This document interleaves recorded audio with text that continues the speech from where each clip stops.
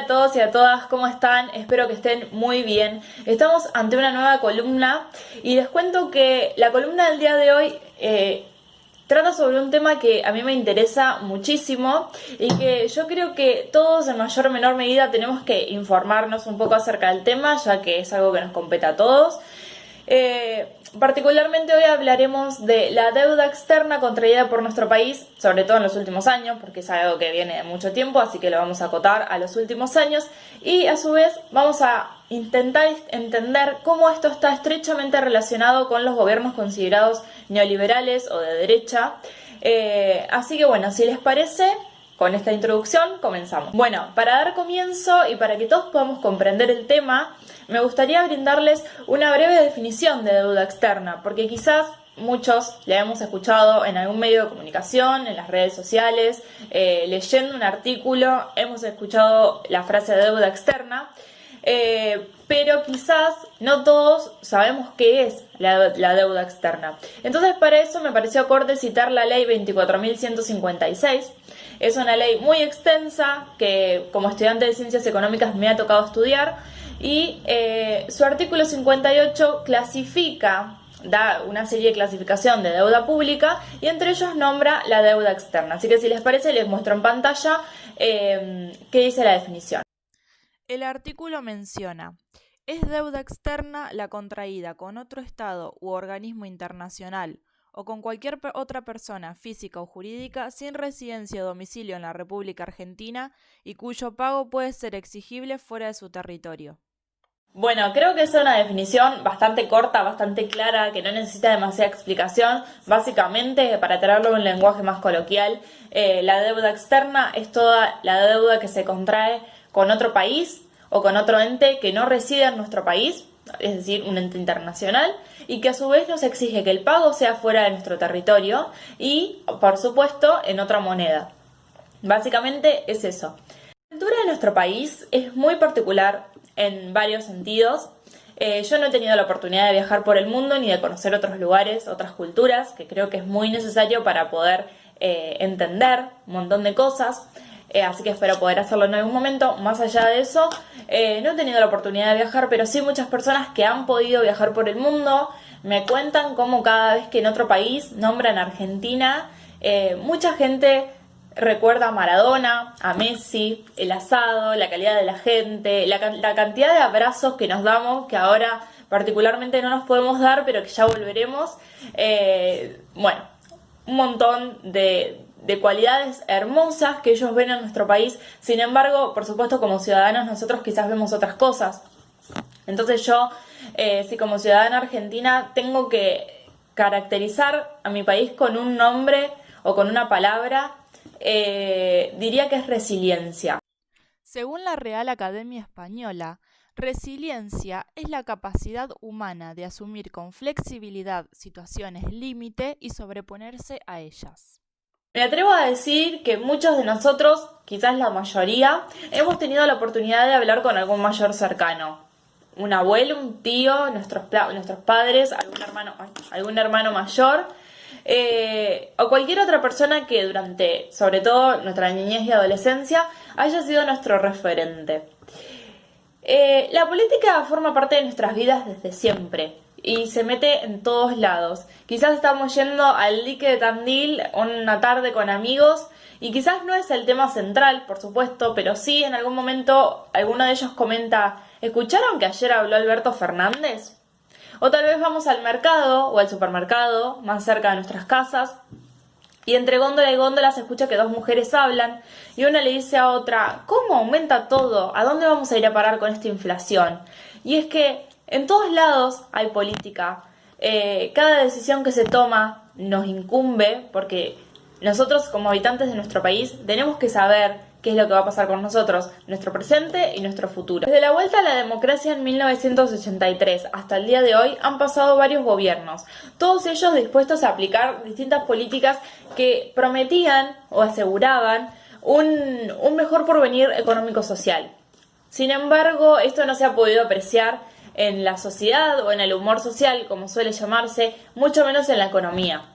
Como estudiante de Ciencias Económicas, por supuesto me interesa la historia económica en sí, me gusta muchísimo leerla, estudiarla, Pero no puedo negar también mi preocupación por la sociedad y por nuestro país, tan maltratado, tan olvidado. Desafortunadamente, cada vez que leo, investigo o estudio acerca de la historia económica de nuestro país, o incluso de la historia misma sin tener un fin económico, vuelvo a darme cuenta la poca memoria que tenemos como sociedad y cómo nos siguen comprando con falsas promesas que aún siguen sin cumplirse desde hace años y cómo seguimos cayendo en esa, ¿no? Si nos remontamos rápidamente a los años 30, podremos ver una de las mejores situaciones de Argentina respecto de la deuda externa.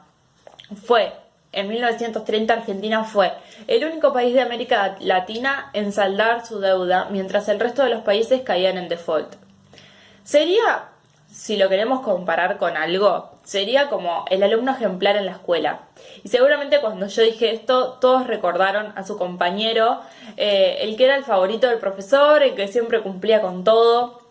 Bueno, algo así sucedió con Argentina. Ahora, ustedes se preguntarán, ¿qué nos pasó? Yo también me hago esa pregunta. Mi intención no es hablarles de un pasado muy lejano, solamente comentarles que nuestro historial es muy largo, pero sobre todo se agravó luego de nuestra última dictadura cívico-militar, que duró desde 1976 hasta 1983, que seguramente todos, incluso los que no la vivimos como yo, la recordamos como la dictadura más sangrienta de nuestra historia. En ese momento estaba Martínez de Hoz como ministro de Economía y fue ahí donde se agravó muchísimo la situación de nuestro país con relación a la deuda externa. Les cuento que cuando comencé a investigar un poco más acerca de este tema para escribir esta columna, me encuentro con una escritora que me interesó mucho lo que escribía, se llama Noemí Brenta, y les voy a citar una partecita para comprender, para dar como un inicio al tema en cuestión. Entonces, Noemí Brenta dice: en 1981-1992 creció por la estatización de la deuda externa privada y por nuevos préstamos para pagar los préstamos viejos y evitar así que los bancos prestamistas debieran pasarlos a pérdidas. Entre 1993 y hasta el default del 2001, la deuda creció por el ingreso de capitales especulativos, los únicos aptos para comprar los bonos argentinos, y la nueva deuda aumentó por el pago a los fondos buitre en 2016 y por el ingreso subsiguiente de fondos especulativos. Los invito entonces que a estos periodos que nombra la autora anteriormente le pongamos nombre según el gobierno que estaba presente en ese momento. Entonces, el periodo que va desde 1981 hasta 1992, está compuesto por 2 años de gobierno cívico-militar, es decir, desde 1981 hasta 1983. Luego, con la vuelta a la democracia, desde 1983 hasta 1989, está compuesto por Raúl Alfonsín, y luego desde 1989 hasta 1992 fue el gobierno de Carlos Saúl Menem. Luego el texto menciona el periodo que va desde 1993 hasta el 2001, desglosando desde 1993 hasta 1999 continuó la presidencia de Carlos Saúl Menem, y luego desde 1999 hasta el 2001 sucedió la estrecha presidencia de Fernando de la Rúa, que como todos seguramente sabemos, renunció a su presidencia. Finalmente, la cita menciona el año 2016, un poco más cerquita, que fue presidida por Mauricio Macri. Si volvemos a releer y a repensar los años antes mencionados, podemos ver que hay como una especie de corte. Desde el 2001 hasta el 2016, la autora no menciona nada. Entonces esto lo quiero aclarar, que no es porque no haya sucedido, o sea, porque no haya habido endeudamiento, sino que no fue una cantidad de dinero grave que no se pudiera manejar como país. Lo quiero aclarar para que no haya confusiones.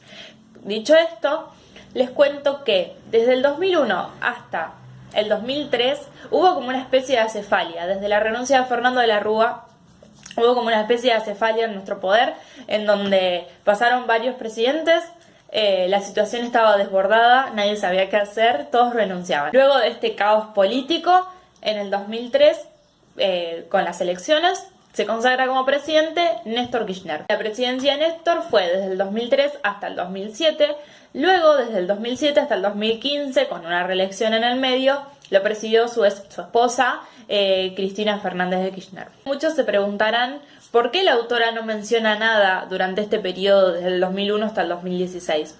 Entonces, es importante saber que tanto Eduardo Duhalde, en su escueta presidencia, como Néstor Kirchner, cumpliendo los 4 años, como dice la Constitución Nacional, se abocaron en negociar con los grandes acreedores, principalmente con el Fondo Monetario Internacional, que como en la actualidad es el que ofertó y nos prestó la mayor cantidad de plata. Se abocaron entonces a negociar con dichos acreedores para tratar de cancelar la mayor parte de la deuda externa. Citando al diario BBC Mundo Noticias, dice que Kirchner logró reestructurar la mayor parte de la deuda, el 76%, y también realizó un gran gesto que fue saldar toda la deuda con el Fondo Monetario Internacional, algo así como 9.800 millones de dólares, y a su vez su sucesora y esposa volvió a renegociar, llegando a saldar el 93% de la deuda. Les comparto entonces en pantalla la cita que les mencioné anteriormente del diario BBC Mundo Noticias, donde dice que Kirchner logró acordar con el 76% de los acreedores de Argentina y reestructuró gran parte de la deuda. También realizó un gesto de fuerte valor simbólico.